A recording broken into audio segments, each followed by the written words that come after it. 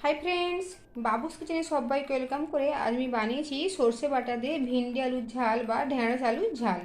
তা চলুন দেখা যাক আমি কীভাবে বানিয়েছি এই রেসিপিটি। আর এই ভিডিওটি লাস্ট পর্যন্ত দেখার জন্য অনুরোধ রইল। সর্ষে বাটা দিয়ে ভিন্ডির তরকারি বানানোর জন্য আমি এখানে কড়াই গরম করে নিয়েছি। কড়াইয়ের মধ্যে এখন দেবো সাদা তেল। কড়াইটা খুব ভালোভাবে গরম করে নিয়েছি।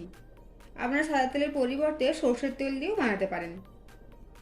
কড়াতে তেল খুব ভালোভাবে গরম হয়ে গিয়েছে। এখন এই তেলের মধ্যে দেবো ফোড়নে 5 ফোড়ন আর শুকনো লঙ্কা।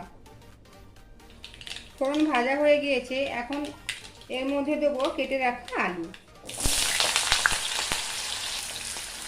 আলুগুলো একবার তেলের সাথে ভালো করে নেড়ে মিশিয়ে নেব।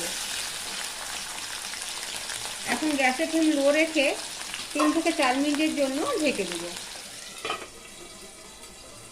প্রায় 4 মিনিট পরে ঢাকাটা আমি সরিয়ে নিয়েছি আর মাঝে ঢাকা খুলে নেড়ে দিয়েছি। এই আলুর মধ্যে এখন দেবো একটা মিডিয়াম সাইজের কোচানো পেঁয়াজ। পেঁয়াজ আলুর সাথে মিশিয়ে নেব। আর এই ঢাকা খোলা অবস্থায় 2 থেকে 3 মিনিট এভাবে নেড়ে চেড়ে পেঁয়াজটাকে আলুর সাথে ভেজে নেব। ঢাকা দেওয়ার ফলে আলু কিছুটা নরম হয়ে গিয়েছে। গ্যাসের ফ্লেম লো টু মিডিয়ামে রেখে পেঁয়াজটাকে আলুর সাথে কিছুক্ষণ সময় নিয়ে ভেজে নিয়েছি। আবারও আমি ঢেকে দেবো 2 থেকে 3 মিনিটের জন্য, গ্যাসের ফ্লেম একদম কমিয়ে রেখে। ঢাকাটা সরিয়ে নিয়েছি। আলু প্রায় 50% উপরে সেদ্ধ হয়ে গিয়েছে। এই সময় এর মধ্যে দেবো কেটে রাখা ঢেঁড়স বা ভিন্ডি। সমস্ত উপকরণ ভালোভাবে নেড়েচেড়ে মিশিয়ে নিয়েছি। ভিন্ডির তরকারিতে আলু আর ভিন্ডি একসাথে কড়াইতে দিলে আলু সেদ্ধ হতে অনেকখানি দেরি হয়। আগে থেকে আলু একটু ভেজে নিলে আলুগুলো পরে একসাথে খুব তাড়াতাড়ি সেদ্ধ হয়ে যাবে। আবারও আমি ঢেকে দেব। প্রায় 5 মিনিট পরে ঢাকাটা আমি সরিয়ে নিয়েছি। দেখুন ভিন্ডিটাও কিছুটা ভাজা ভাজা হয়ে গিয়েছে। এই সময় এর মধ্যে দেবো পরিমাণ মতো লবণ।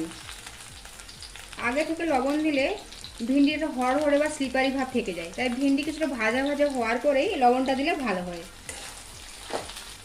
সাথে দেবো একটা ছোটো সাইজের কোচানো টমেটো। আলু আর ভিন্ডি অনেকখানি সেদ্ধও হয়ে গিয়েছে, তাই এই সময় টমেটোটা দিচ্ছি। টমেটোটা আগে থেকে দিলে আলু সেদ্ধ হতে অনেকখানি সময় লেগে যাবে। সমস্ত উপকরণ এবার ভালোভাবে নেড়ে চেড়ে মিশিয়ে নিচ্ছি। আবার আমি 2 মিনিটের জন্য ঢেকে দেবো, যাতে টমেটোটা অনেকখানি নরম হয়ে যায়। প্রায় 2 মিনিট পরে ঢাকাটা সরিয়ে নিয়েছি। সব কিছু একবার নেড়ে নেব। দেখুন টমেটো অনেকখানি নরম হয়ে গিয়েছে আর আলু আর ভিন্ডি প্রায় 80% সেদ্ধ হয়ে গিয়েছে। এই সময় এর মধ্যে দেবো পরিমাণ মতো হলুদের গুঁড়ো, সাথে দেবো লাল লঙ্কার গুঁড়ো। সব কিছু একবার নেড়ে চেড়ে মিশিয়ে নেব। এখন আর ঢাকা দেবো না, গ্যাসের ফ্লেম লো টু মিডিয়ামে রেখে 2 থেকে 3 মিনিটের জন্য এই সব কিছু একবার ভেজে নেব। আলু ভিন্ডি মশলার সাথে কিছুক্ষণ সময় নিয়ে ভেজে নিয়েছি। এখন এর মধ্যে দেবো সর্ষে বাটা। আমি সাদা সর্ষে আর কালো সর্ষে বেটে নিয়ে জলে গুলে নিয়েছি।